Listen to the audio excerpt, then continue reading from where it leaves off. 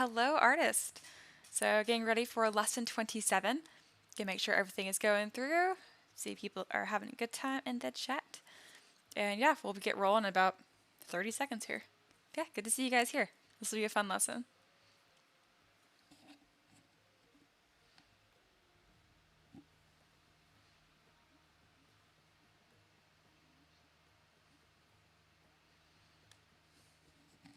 All right. Sounds good. Terry verified. Fantastic. Let's get rolling. All right. So, lesson 27, this is all about how to speed up your workflow. I have a bunch of students and a bunch of friends that model at this point too. And I've noticed that practice does not always make you faster. If you practice enough, obviously you're going to make less mistakes and so you're going to get faster. But I don't think that's very helpful advice of just like, get good, keep doing the same thing.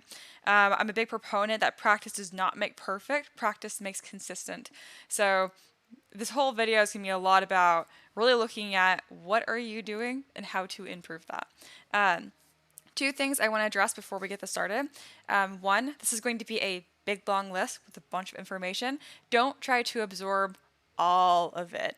Try to just pick one thing from this list, especially if you're a beginner. One thing. Don't try to absorb all of it. And then number two, why do you want to work faster? Really identify that. I want to work faster because I love getting things done. I'm obsessed with productivity. I feel accomplished when I get stuff done, and it makes me more money, which is a great incentive. If you're the kind of person where it's like, it takes me 6 hours to make a nose and it's very discouraging, that's a totally valid reason.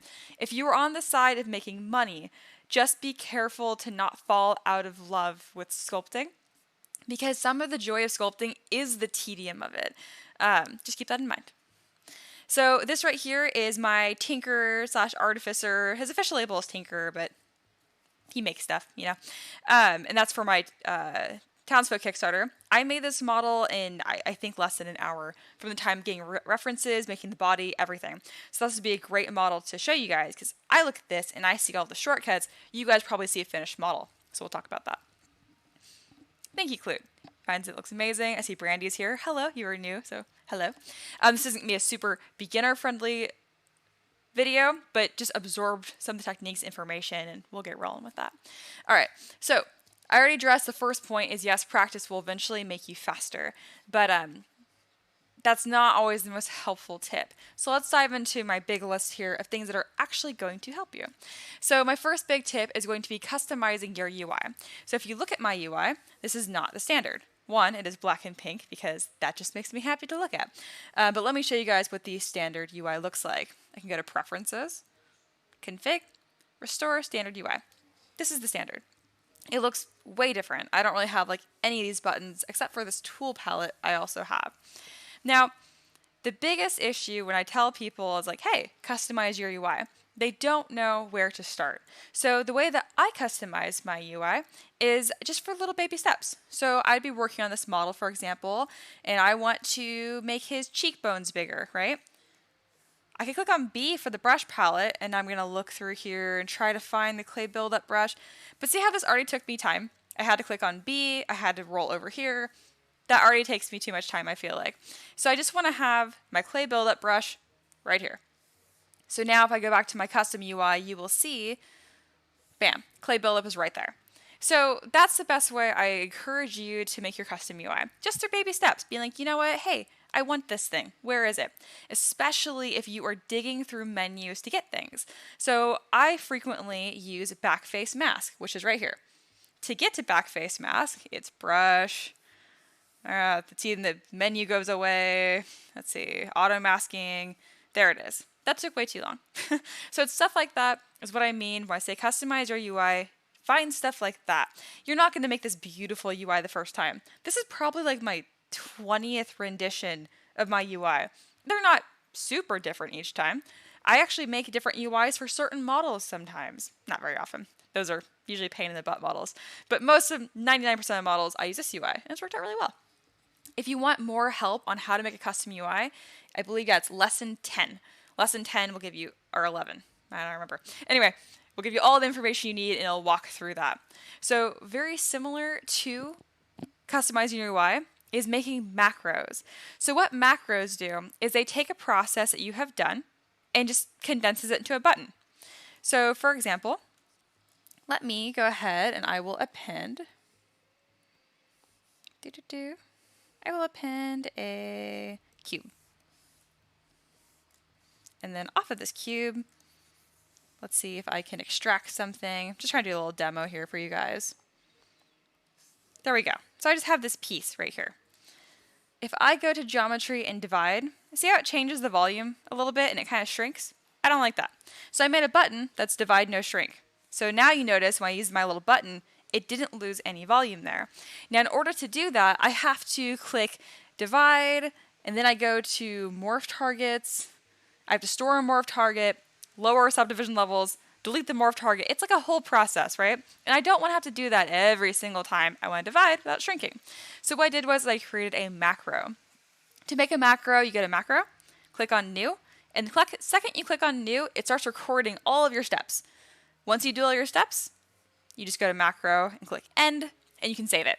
Also in lesson 10 or 11, wherever the UI one is, I go over in great detail how to do that as well. I recommend making macros for literally anything you can. It is going to save you more time than you think, I promise.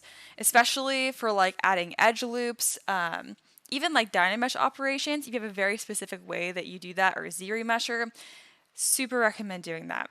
Macros literally take a bunch of buttons, clicks, and make them one. All these little things will really, really speed up your workflow. The biggest part is identifying what they should be. So again, I recommend like divide, no shrink. I actually put that in the Discord right now if you want to use this one. And then stuff like edge loops. I actually need to make my own edge loops button. I keep forgetting to do that. I might share that one as well. So those are my two big ones right at the top here, is customizing your UI and using macros. Kind of piggyback off of all of this is hotkeys.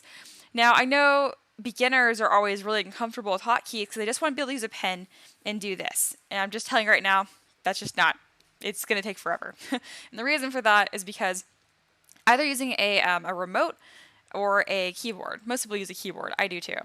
Because you use a ton of keys. So I don't have a key mapper right here just because I think it looks really messy. And it ends up not helping beginners because knowing my keystrokes won't help you if you don't know what I'm doing. Anyway, but for example, like if I want to change my draw size, I hold spacebar. All this information is right here. I can change my draw size, my focal shift, Z intensity, the color. I could even use this to click and change my brush, change my alpha. It's all right there. I've heard a lot of people complain about this little, or they're just not comfortable with the spacebar hot menu here. Just get used to it. It won't be comfortable at first. I promise I'll save you time. A lot of people, instead of using the spacebar to change their draw size, they just hold S as in snake. And yeah, that's right here, but it's also right here. And what's cool about the spacebar method is that wherever I am, it will follow me, which is nice. A lot of beginners, what they'll do is in the standard UI, it's up here.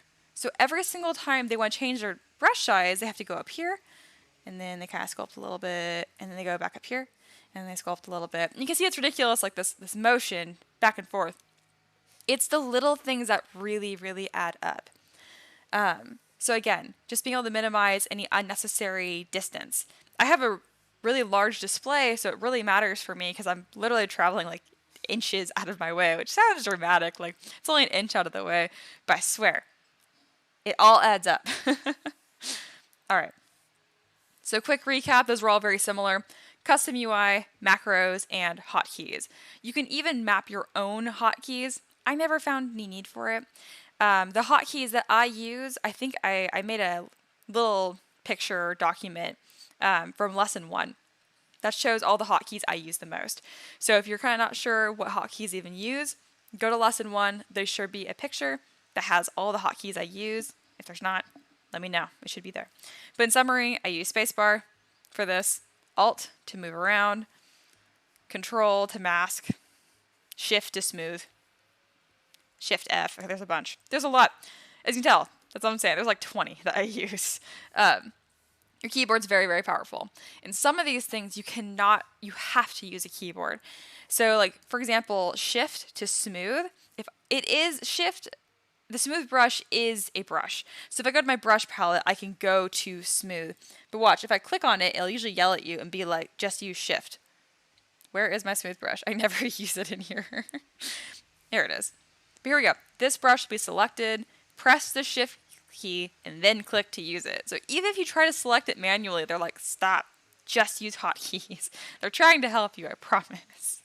Okay, let's move on. Something else that saved me a lot of time with this is importing things from Thingiverse to use as a reference. Like, I know what a wrench looks like, you know what I mean? But the exact proportions of it, you really need to get it right, because everyone's seen a wrench, you know what I mean? So this was a really good thing. I actually, sorry, his weird naked body, it's Mauricio's hand. Anyway, his wrench right here, I actually imported one from Thingiverse that was similar, just like to get the proportions right. And it's not plagiarism or copying. Having a 3D reference is key. So if you're sculpting a face, for example, import a 3D bust, because that bust will be so helpful to look at from every different angle. Rather than having 100 pictures from every angle, you just have a 3D model and you can spin it around next to your 3D model. It's super helpful. Obviously, if you are producing stuff commercially like I am, do not import things from Thingiverse, stick it on your model, and sell it. That's horrible. Please don't do that. All right, and then very similar to this is get references. For this little dude right here, I think I had 15 or 20 pictures. I had pictures of steampunk stuff for ideas of like how to add little screws and boxes. I had lots of pictures of gnomes and just old men. I even had some blacksmith references because that's kind of how I wanted to dress him up. Just, you can never have too many references. I promise you, do not sculpt from memory. You're going to waste your time because, for example, if you're sculpting a face, I'm sure you're like, I know what a face looks like. I see hundreds of people every day. I've seen thousands in my life. You don't know what a face looks like, I promise. Your brain does not remember things unless you have like a photo, I'm looking for it, like photo exact memory. Some people do, but 99% of us do not have that. So just really make sure you have references, because you'll do all of this work from memory, and then you'll look at it and be like, it's wrong. In order to fix it, you're going to look at a reference. So just expedite the process. I noticed that like professional artists have no issue with this. All professional artists use references. But I think beginners think that it's like cheating in some way.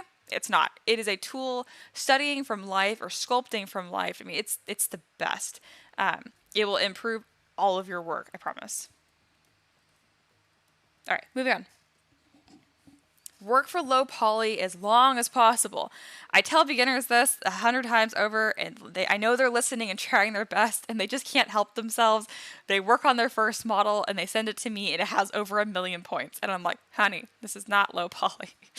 So when I say low poly, I mean less than 100,000 points, pretty much, like maximum. The entire body of this guy was 100,000 points when I started with him. I think right now he's like 7 million, because this is like the final fully subdivided version. But when I say work from low poly, let me grab the pictures of this guy as a work in progress, and you'll see what I mean. So yeah, this is what he looked like. This is what your models will look like as you're blocking them out.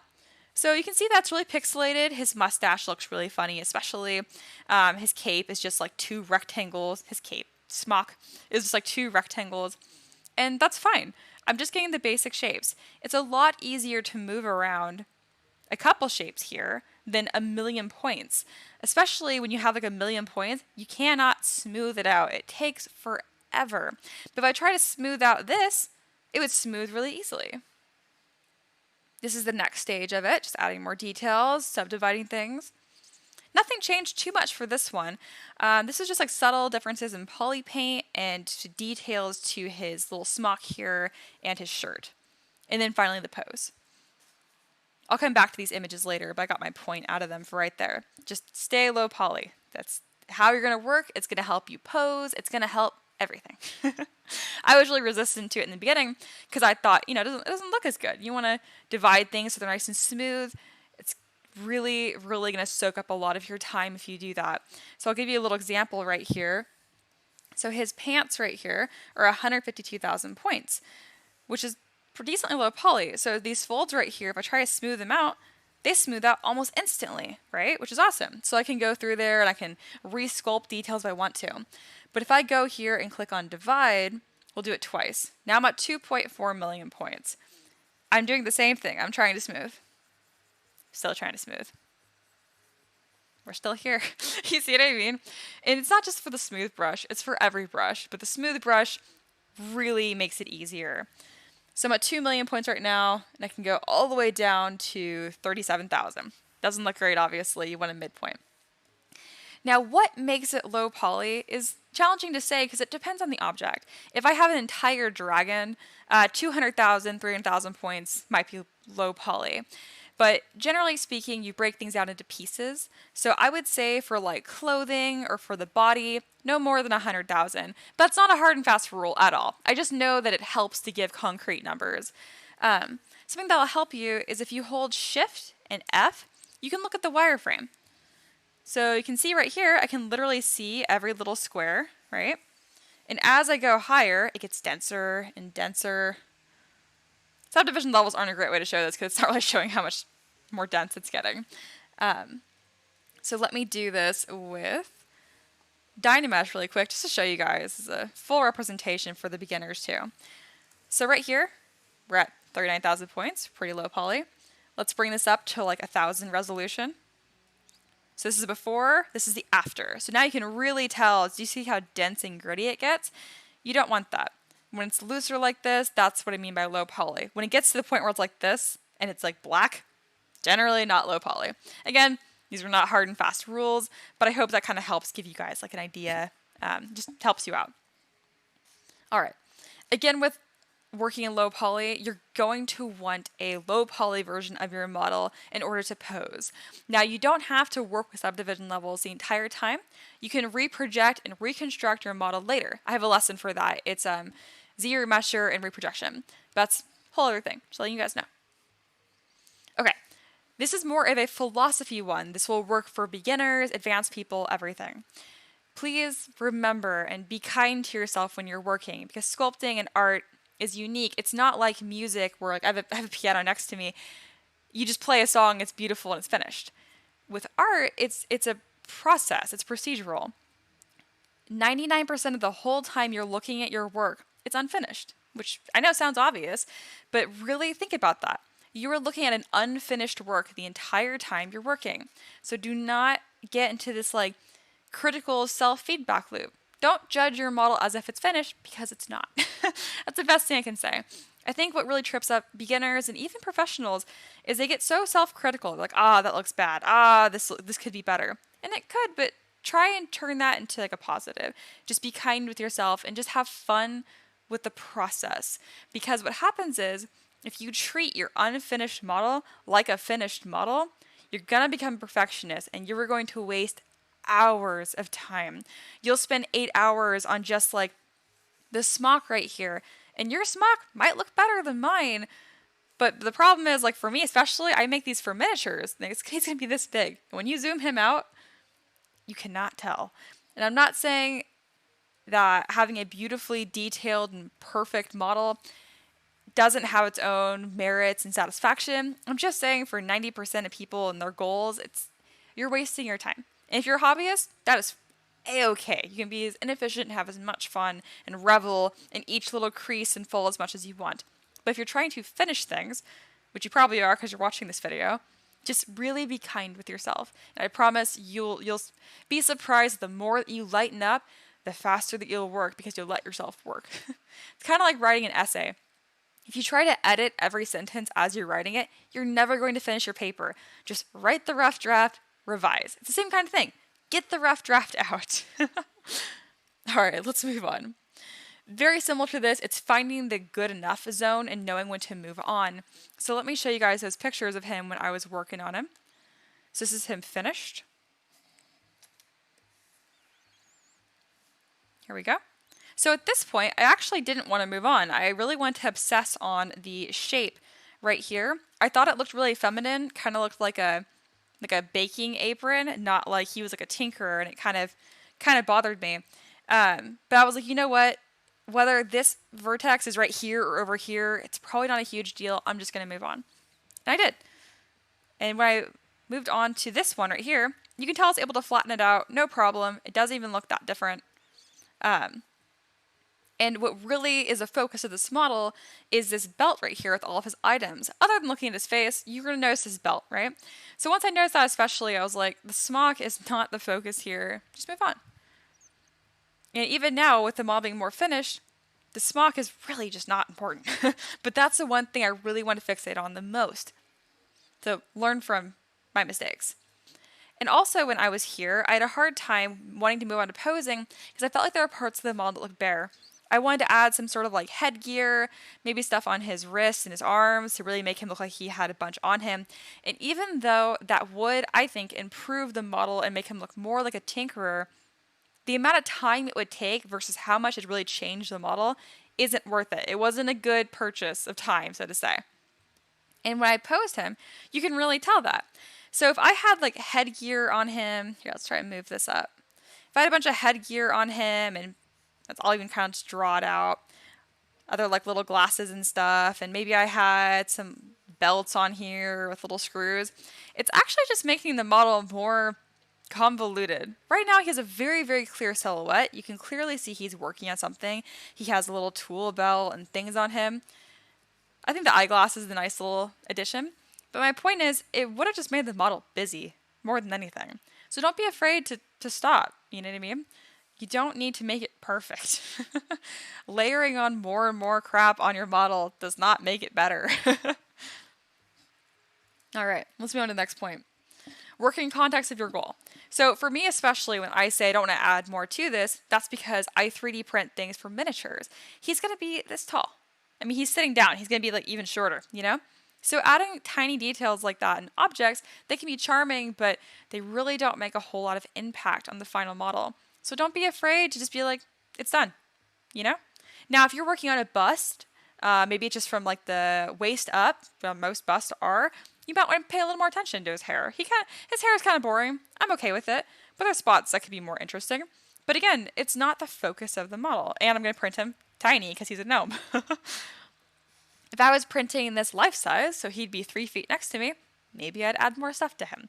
Just make sure to work in the context of your goal. That will also save you time. I'm super guilty of this. I add a lot of tiny details that you can't see on a mini, and I just don't care. They're for me. Don't necessarily compromise your artistic integrity. Still have fun. But like these little screws and pins right here are going to be like tiny on the model. But I'm just happy they're there. And they will show up at least a little bit. All right. My next big point, use the best tool for the job. I noticed what hinders the difference, or not hinders, the biggest difference between people that look like they're beginners and people that are professionals is how much they're willing to learn. I noticed that beginners will learn one new thing and they will hold on to that one new thing they learned for like 2 months. Which again, if you're a hobbyist, that's fine. But if you're trying to do this professionally, you need to be absorbing as much information as you can. And if you're like me, I hate learning. Just being totally honest with you. I like creating. I like teaching.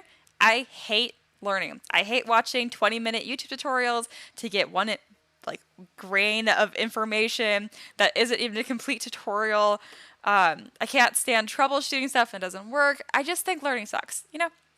However, I'm very aware of how important it is and how much that can improve my models. Learning isn't supposed to be comfortable. It's not supposed to be fun.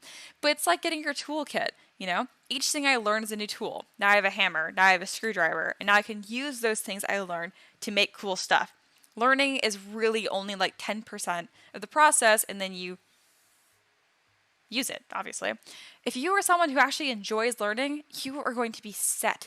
That means that you are patient, you are open to, your brain just more malleable. I'm very like rigid in the way that I think sometimes, and I don't mean to be, but it'll actually hinder me in what I do. If you don't know this about me, I actually graduated with a degree in mechanical engineering. I tend to be very input, output kind of person. So if I think I know how something's going to work and I'm trying to learn, I have to unlearn what I've learned to then work from like a blank slate and really absorb something new. If that's you too, not a problem. Just be aware of that. But try to learn something new every week. That's why I have so many lessons. Surface modifiers, ZRemesher, Dynamesh, subdivision levels, morph targets. There's so many phrases and different little pieces of ZBrush to use to make awesome things. So again, don't stop learning. If you can't remember the last new thing you learned in ZBrush, go find something you don't know. Trust me, there's hundreds of things out there. It's awesome. Something else that can help you is buying brushes.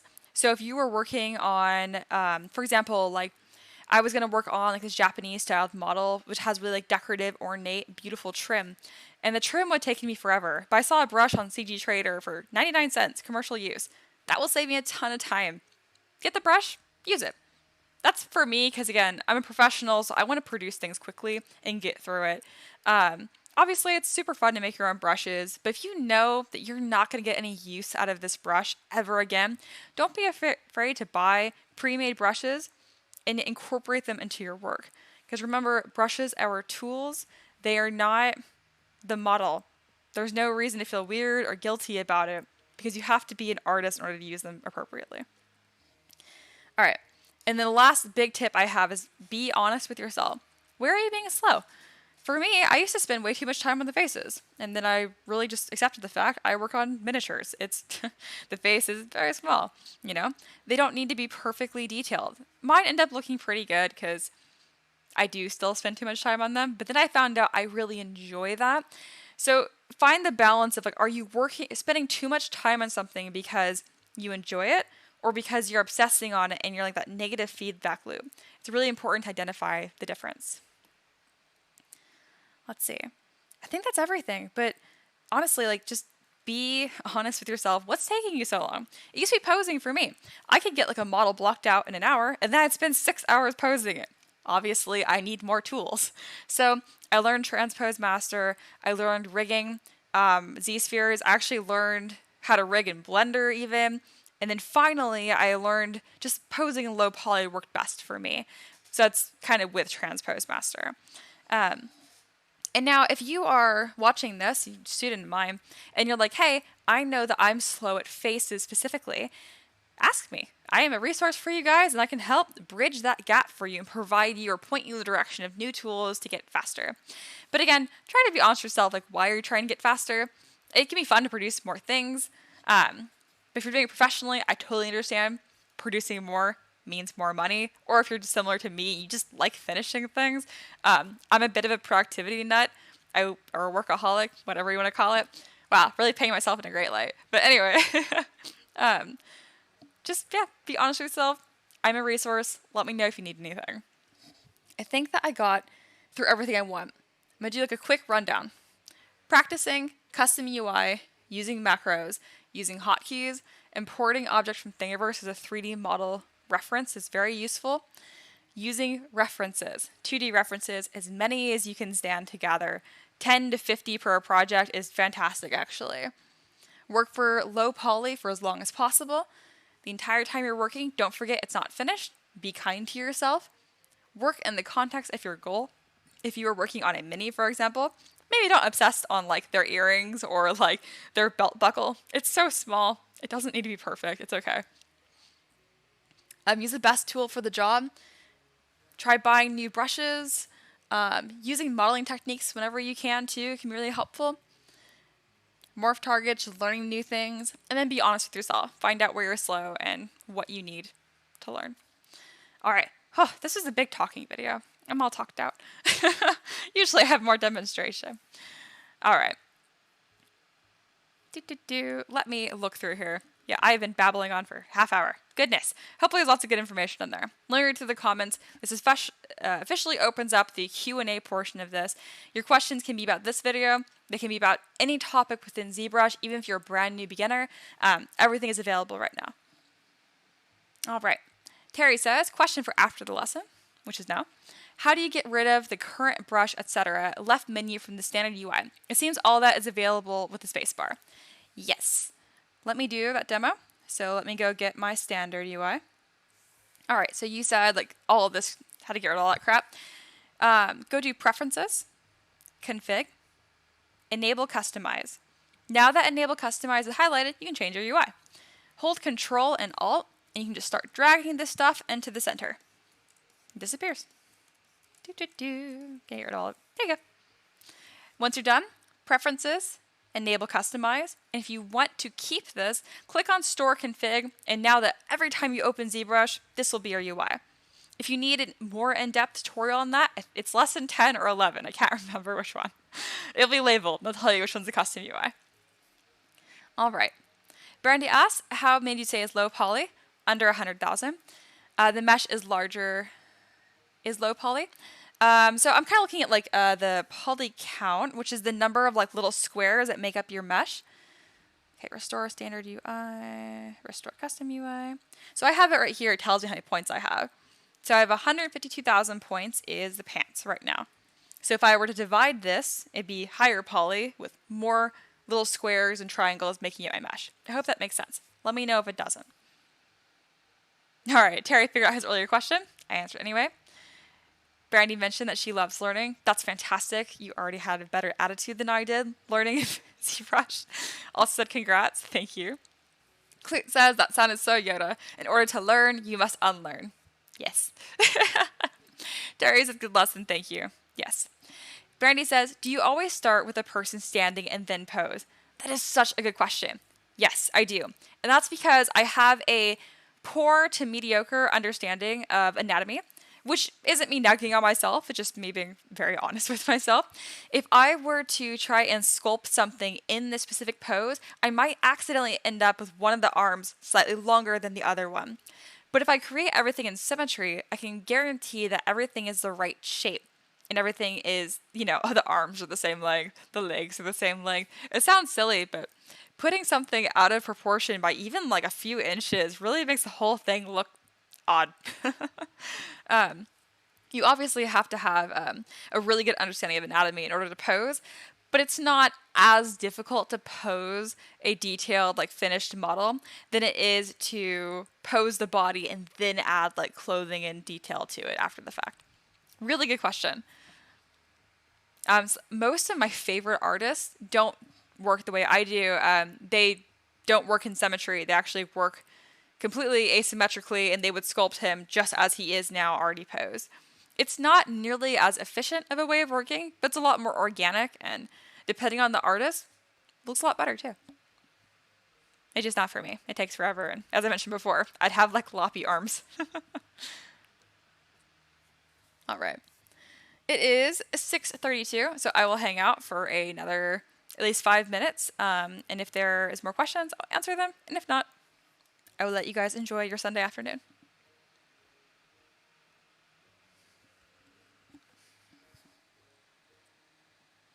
And as a small side note, because I know that you're new, Brandy, most of my lessons are more or less in order, so I'll probably have you start with like lesson 1 and that kind of stuff. But if you end up joining the mentor tier, I'll have like structures of assignments, I'll put you through it. But if you want to like self-guide, generally speaking, my earlier lessons are more beginner friendly, and as they go, they get more and more advanced. I really like how this model came out. He has a good amount of charm. I don't know what the box is that he's working on. I think the box is kind of silly, honestly. But it has a lot of textures on it. It'll paint well. It'll look interesting.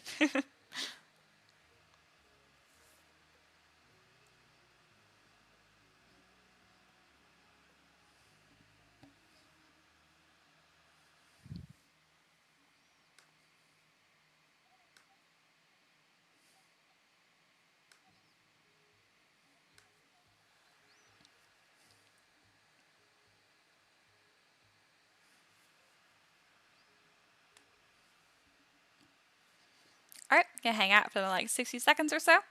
Have any questions, let me know. If not, I will sign off for the night. And like always, if you ever have questions for me, message me on Discord. I'm super quick on there. Brandy says, I got it. I plan on joining the mentoring tier. Is it live? Yes, it is. After this, I'll send you a message, and I have a couple questions I'd like to ask people in the mentorship tier, and I'll get you all set up. All right. Clute says 100% to what Mia said, Brandy. Start with lesson 1 and she'll get you into posing. Super easy to follow along. Thank you. I'm glad.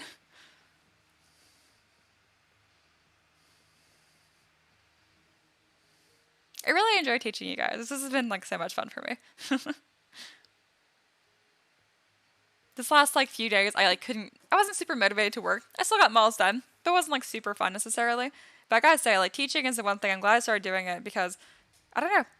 It's super fun for me to try and like explain things in different ways. It helps me become a better artist to reword what I'm doing, in other words.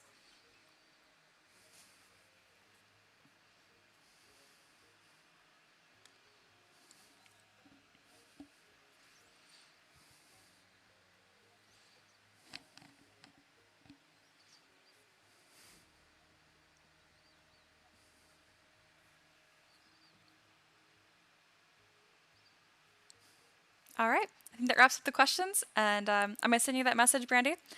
And anyone else, if you have like, oh, I forgot about this question, Discord. And I will see you there. All right, guys. Until next time. Bye.